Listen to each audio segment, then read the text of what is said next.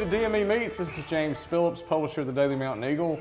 Joining me today on this episode, we've got Bull Corry. Bull, we're in Oakman, Alabama. Beautiful Oakman, Alabama. Hanging out at your place, and it's a beautiful Glad to day, have y'all down. Yes. Well, you know, people probably don't know if they're just watching this and just know me from the paper, but we've been buddies for what, 20 years or more now? Probably more. Yes. I'm the guy that says it's, just the other day it's been 20 years. Yeah. Right. So, well, just the other day, Ric Flair was strutting through here. That's been it's been a few years. And that's when I met you, I think. Yeah, styling, profiling. Right. Yeah, that's it. Yeah. He gave us a few whoos and ate some steak with us that day. That's right. I didn't know it'd been that long. Yeah, it's been at least been a time. Yeah. Well, talk about some things that are going on around here and all the stuff that happens here at Bull Pen and Old York, and just kind of let people know what all is going on. I know the biggest thing lately, we had a movie folks. We did film Hell on the Border back last February, 1st of March. That was it was a really very good thing. I'm looking forward to it coming out. I think you saw the trailer. The trailer for the film just came out. Yeah. So we're excited about that. We were very fortunate to be a part of that, a big part of it. So. Well, and a lot of people probably read that story in the paper, but they didn't realize that there's kind of a family connection. Well, it was real ironic. My great grandfather was prosecuting attorney of the Indian Territory, where in the Indian Territory, where Bass Reeves was the deputy U.S. Marshal. Right. In the same area. In the same time period, so it was pretty cool. And the movie's about Bass Reeves. The movie's about Bass Reeves. It'll be coming out sometime around Thanksgiving. It should be for the holidays. It should be a great Western. Well, and is that the start maybe of some other filming that may take place? I hope so. Actually, we did the same day we did the pilot for a Netflix film here, but I think the film industry in Alabama is going to open up quite a bit. Yeah. I think so. And I've got some real good friends at the Film Commission in Montgomery that are helping us quite a bit. So and made some good connections with the film we did, this last film. So right. Well, and you've got something here that most people don't have. Really? I mean, I don't know if you realize that. Sometimes you live in the forest so long you don't see the trees. Right. But yes, we're very fortunate. We've got something quite unique. According to our friend Henry that you met from Beverly Hills, he was quite impressed with what we've done here in the middle of Oakman. This is the only saloon I've been in Walker County that's legal. Anyway. Well, it's I've told you the bar came from France. It and the mirror and liquor cabinet all came together from France. And I got the other bar from Texas, and the player piano and things came from the theater seats came from a theater here in Oakman. So it's all. Actually, I have my great-great-grandfather's bar tab at that bar. Oh, really? And it was a situation where it was a general store and bar, and his bar tab was about $45 and his general store tab was about $10. So that lets you know where our Irish priorities lay. Right. Now, on top of doing movies and things like that, what are some other things that go on out here? We've done everything from wild cow milkings to greased pig runs. We just did a big car show. I was real proud of. It'll be an annual event here. We've done a little of everything from, Willie Nelson and Merle Haggard. Haggard played here a couple of times and Willie played here. We've done a little of everything. Well, and that's what I was going to mention is that midget wrestling, something of your, yes. That's true. We mentioned Ric Flair, but there's been so many celebrities to come through Oakman just to come here. Like we've been fortunate. Willie Nelson played here, Merle Haggard. John Anderson, Bobby Bear, Johnny Paycheck. Marshall Tucker played here twice. Yeah. We've been fortunate, actually, and I hadn't told you this. Here just a few months ago, Mongo McMichael's ex-wife came through. She was involved in the commercial. Deborah. Yes. Yeah. Miss Deborah's in Tuscaloosa now. She came through and ate and visited. Oh, well, that's cool. Yes. Yeah. So we've been doing this a long time. Well, when she left Mongo McMichael, she ended up being married to Stone Cold Steve Austin. I'll tell you like I tell people at the restaurant. If it doesn't happen at my job or at the restaurant, I ain't got time to keep up with them. Right. But, But now she's living in Tuscaloosa. Well, I think she got a law degree now too. Yeah. Probably somebody going through things like that could profit quite a bit from having a law degree. Probably so. Well, you mentioned the bullpen, people coming in to eat. Tell us about the restaurant. I mean, we probably could even get into why in the world did you start a restaurant? You got a family and you worked in the mines for 30 years. What's the point of opening a restaurant up? Dad and I always talked about opening a restaurant. And glad this is for my political. Let me reach in my political bag. I'm glad you asked that question, Mr. Phillip. Dad and I had always talked about opening a restaurant. I think a restaurant's an intricate part of what our ultimate goal is here. But I didn't have a family when I opened a restaurant. Been in a restaurant business 25 years. My oldest daughter's 18. Right. So you didn't think about that. I didn't think about that. Dad passed away about 18 months after we opened the restaurant. And I took over the whole debt, which was humongous. Right. And decided at that point I had to get back to coal mining. I had to get back to, it turned into, and of course my wife's a nurse and she works all the time at the restaurant and Stephanie, I don't know what I'd do without her. Yeah, we got in a sink or swim mode, and you know, we hadn't made it to bank yet, but I can see the land, you know. Right. So, yeah. It'll be 25 years in October. Yeah. So, yeah, September, October. Well, and you mentioned Stephanie's always working there, but I know the girls help out. The girls work there. Your My mother-in-law. there all the time. Your mother-in-law won't give me a discount. I mean, you've trained her well. God bless her. I've trained her well. You know, so but no, I put them all to work. Right. They're all tied up with the restaurant now. So, but. Well, and it's not just family with your family being there, but the way you treat your customers. It is. You've gotten to know people over the years. We're in a situation that being a hometown restaurant, yeah, we get folks from all over. The bonds you make with the locals and the relationships are, you know, what it's all about. Yeah. So yeah, it's been a rewarding. The people have been a very rewarding experience. Well, and you've been named the best steak in Walker County for what, 7 years in a row now? 23 years in a row, 24. Yeah, it's 7 years in a row. We've been in the top. We're best steak in Central Alabama. With the Cattlemen's Association, very fortunate. No, it's a very rewarding business. Well, and I don't know if most people realize it, but when they come out here on a Friday or Saturday night, if they're ordering a steak, typically you're cooking. Yeah, I'm quality control. I'm the one that I'm the one that did it. So right. So they can complain to the owner and the cook at the right. same The time. the big joke at work is, Bull, what are you going to do this weekend? Right. Yeah, I'm going back to work. So, but no, we've been fortunate. Now I will say this, and I didn't discuss it with you before. We will start this weekend, and this may not air before this weekend, but we will start this weekend closing on Sunday. Okay. For all these years, and I appreciate everybody that's come and eat with us, it's just become a thing with my family. If I don't spend some time with them in the next few years, they're going to be grown and gone. Right. And we made sometimes you make decisions from your heart, not your head. And we're going to start shutting it down on Sunday. Right. Well, and we're open Thursday, Friday, and Saturday. And like I said, we both have full-time jobs, so that's all we want. So. Yeah. But no, that's something that'll start this Sunday. But we got to put out some posts and notify some people. But it's a little emotional because we've had people eat with us every Sunday for years. Yeah. Probably some of the same church folk come over every Sunday after church. Exactly. Very fortunate. And like I said, it's not an economic decision. We've got the business, but I know those kids are not going to be young forever. Well, you got one that just graduated high school. I do. And she's 18, and then the next one coming on, Cash, she won't be long. You know how fast that goes. Yeah. So, you got a basketball team. Right. Yeah. And they're all getting taller and older, and I can't get them to slow down, and they eat too much nowadays. I understand. Nobody let them order off the kids' meal anymore, all that kind of stuff. Yeah, I'll check IDs on that. Yeah, I know you. Yeah, I have to have a birth certificate when I come in and eat at your place. Yeah.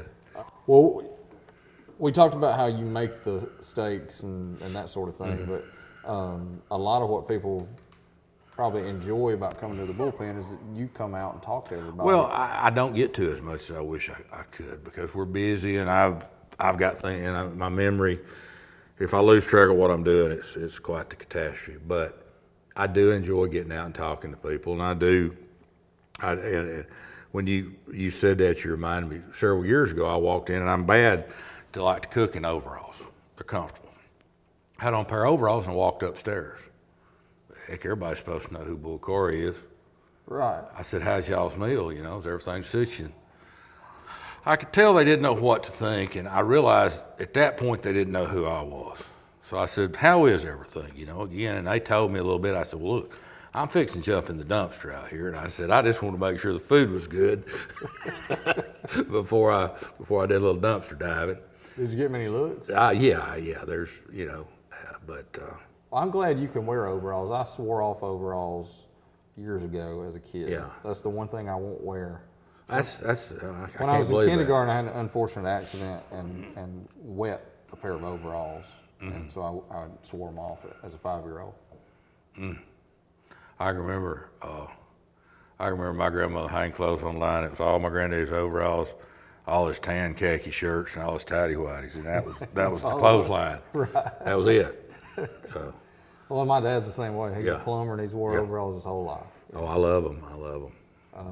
Well, They ought to have a national holiday for the man that invented them. right. And they ought to make a Christmas movie about you Exactly. having an accident in them. Well, what about you talk about your fashion sense? Now, I know that you've told me a story before about your vest, because everybody knows you for wearing a vest a lot of times. I like to wear my vest, and of course, Dad wore a vest, and I like to wear a vest. And It's your dress-up clothes. yeah, it's my basically. dress. It's Sunday clothes. Right. But my girls have started getting on to me about, "Don't wear the vest, Dad." So we were going to one of the nicer restaurants over in Birmingham to eat, and I was trying to hurry the family along, and I said, "Look, if y'all just go and get in the car, I won't wear my vest. Right. Use bribe, the bribe." And they said, "Okay, great." So they loaded Dad's up. not going to embarrass you today. They loaded up. I didn't wear my vest, so we get to the restaurant, we're waiting, and there's a celebrity sitting over here, Taylor Hicks. And I walk to the bar, and as I walk by him, Taylor and I speak to one another, and talk a minute. And I come back, and we're still waiting on a table, and the girl said, "Dad, do you know who that was?" "Yeah, it was Taylor Hicks." What'd he say to you?" I said, he said, "Hey, Bull, where's your vest?" So, but I like my vest. I like a vest. Yeah, it's sort of it's a Hoss Cartwright kind of thing. Yeah. Well, I know when you were on the campaign trail, we can bring That up the was- campaign yeah, trail. yeah. You had the vest. I wear on my a lot. vest. I wear my vest. Now, is that something that, for people who don't know, you ran for the House seat last time? Right. Is that something you think you may do again in the future, or you think politic days are behind you? I don't think it's all behind me. I'm not finished. I am not complacent, and I'm not happy with the direction some things are going and have went lately. Right. So, yes, I'm still politically active. I know. I thought this when you were running. Is Montgomery ready for Bull Corry? I don't know. But it's probably a good thing. I don't know, but this country was founded on normal people, and that's what I think we've got to get back to. I don't think we need a bunch of folks making our decisions that doesn't live like we do. Right. But no, I'm not. I don't rule anything out. Right. So. I know over the years, I come up here and we just sit around and talk, and you always telling me some sort of story, whether it's your grandpa's or, Right. We did a magazine story, one of our first magazines we did at the Mountain Eagle about your place up here and about Right. your old house. And one of my favorite things from it was I've got a picture of you and you're holding a dress. Right. And you've got the dress right here at your chin. Right. And it's still dragging the floor. I come, and I told the story this morning, as a matter of fact, but I'm 6'1", But I come from a bunch of big people. I'm a runt, and my family. And you're 6'1", how many pounds? Drunk or sober? I'd say drunk. Drunk? Oh, I'm 350 pounds. Actually, I'm a lot taller too. I'm about 6'6". And bulletproof. Yeah, but no, I'm about. We're gonna edit this out now. About 250. About 6'1", 250. And that's a little person for That's a little person for my family, and we. That would have been my great grandmother's dress. And I was telling somebody this morning, at my height, if I can hold it, you saw at my neck, and it's still on the floor. Mm-hmm. And that dress would have struck her at her ankles. So you're talking about a woman probably 6'6" or 7. Right. And she weighed close to 500 pounds. And that sounds like, dang, she was fat. We got to take in consideration that her and her family walked from South Carolina to the Red River Valley of Louisiana, and 3 of them died of the fever. And she walked back home. 500-pound fat people don't walk across 3 states. They were just big. I come from a bunch of big people. I'm 240-pound fat guy, and I don't want to walk across your parking lot right now. So 5 states ain't gonna do it for me. No, she had been quite a woman. Now, how about some of your stories of your grandpa? Yeah, well, I don't know which ones I've told you. Now, I've told you about one of my favorite ones I tell about is my granddaddy Rutledge, bird hunting. I don't know if I told you that, but we had a bird dog, and he carried a 16-gauge double barrel shotgun everywhere he went, probably except church.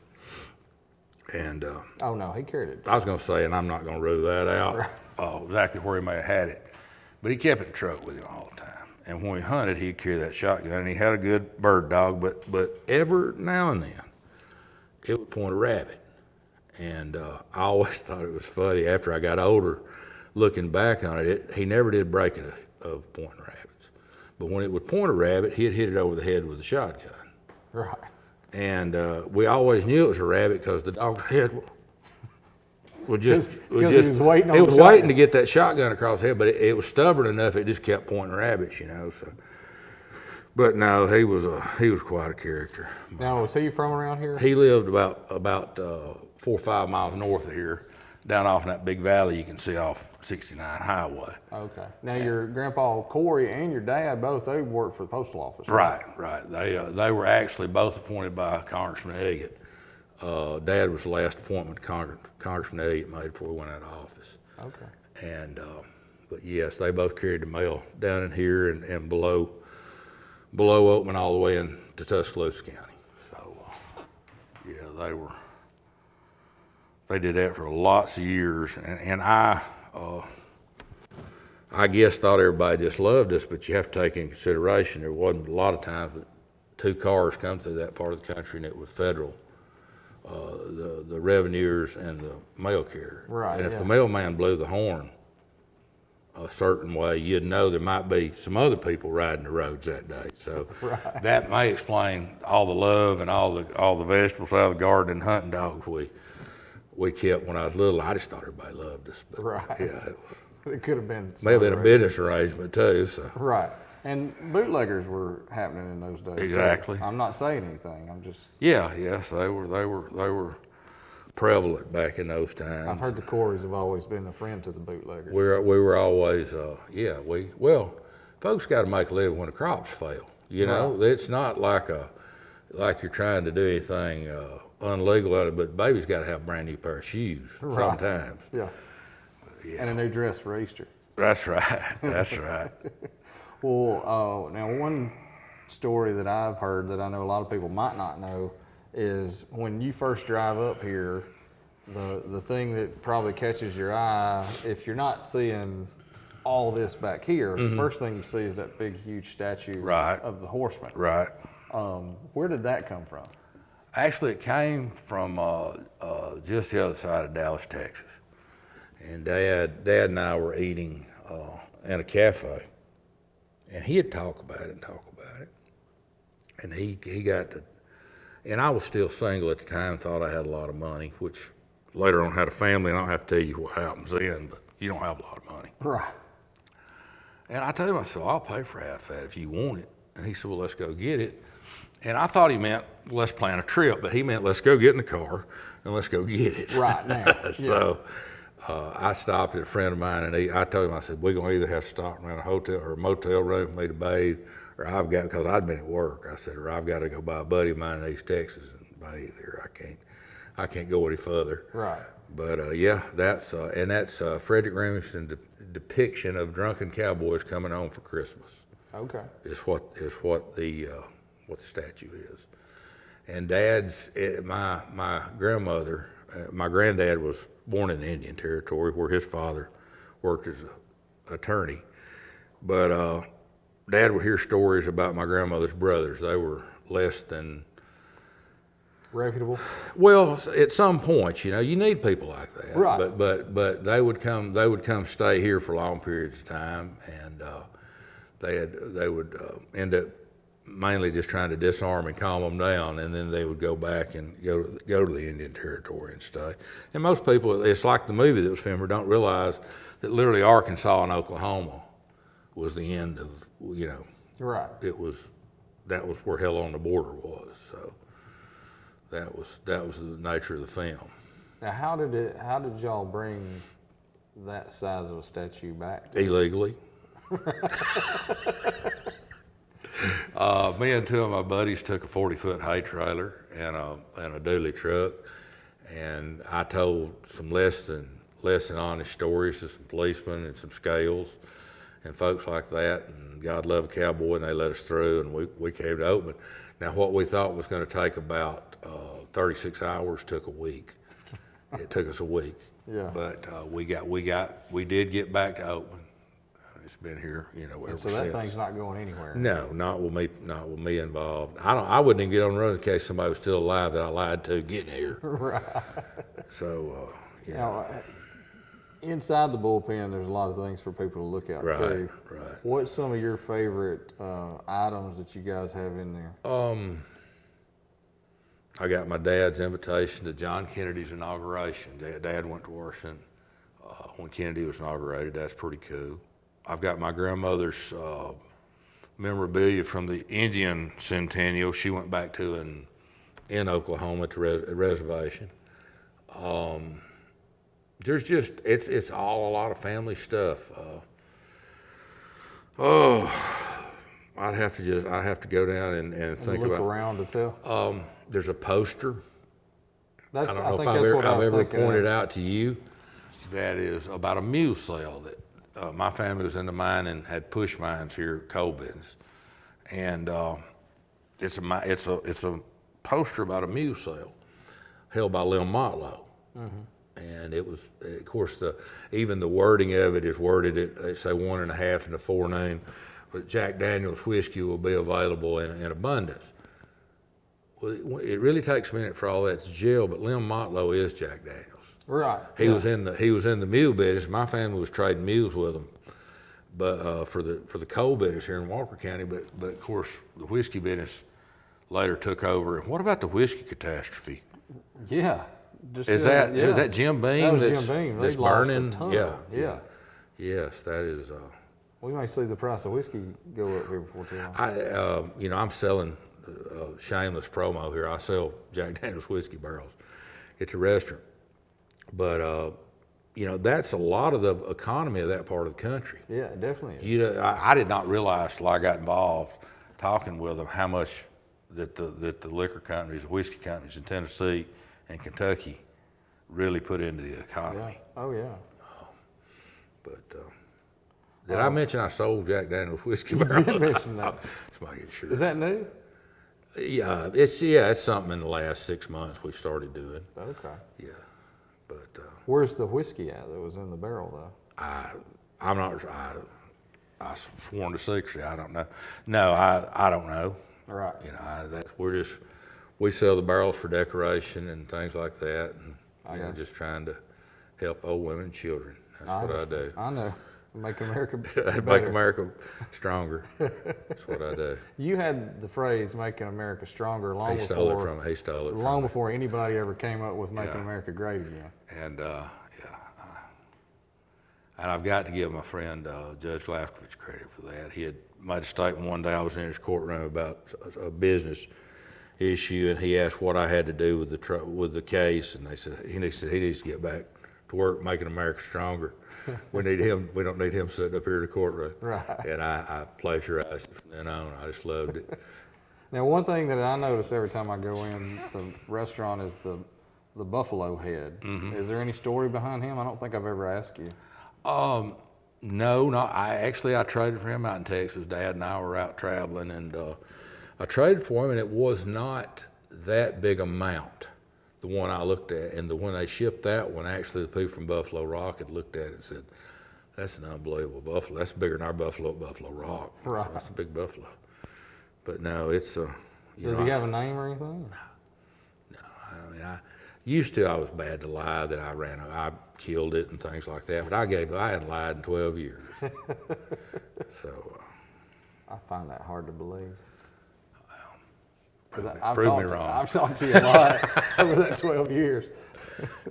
And I'm pretty sure that half of anything that we say to each other is probably a lie. Right, well. Anything else you can think of just that we haven't talked about that you want to get across? Of course, next year we're going to be having some, events. The car show will be back. Blues Festival will be coming up in the fall. We'll be naming a date on that very, very soon. We need to do some wrestling matches. That is not totally out of the realm of possibility. When it's not super hot outside. Right. But we could put on a wrestling show. We can do that. Bull, thanks for having us by today and hosting us for a little chat. Thank y'all. Thank y'all for coming. We'll give you a little free publicity here for Old York and the Bull Pen. Everybody, don't forget to subscribe to the Daily Mountain Eagle YouTube and ding the bell. Ding the bell, like Bull said. Ding the bell and eat more steak. Eat more steak and subscribe to our channel, and we'll see you guys next time. Thank you guys for watching this episode of DME Meats. Just to let you know, since we filmed this episode at Old York and at the Bull Pen, Bull Corry has been diagnosed with lymphoma. Bull's doing great. He's going through treatments now, looking to get that in remission. But we just wanted to say thank you to Bull as the Daily Mountain Eagle for always being a supporter of our newspaper. Also, thank you for being a personal friend for the last 20 years. Bull's been a very close friend, has always been there for me when I've had situations that I needed help. And so we just want to extend that hand to him and let him know that we're here for him and that we're praying for him, and we're asking all of our viewers and all of our readers to be praying for him and his family as well. And we would just want everybody to know that Bull's got this fight and that we'll all stay Bull strong. And he's also using a hashtag on his social media pages that says #NotDeadYet. So Bull's not dead yet, and I don't think he's going to be dead for a long time. Stay Bull strong and keep those prayers coming for the big guy. Thanks again for tuning in.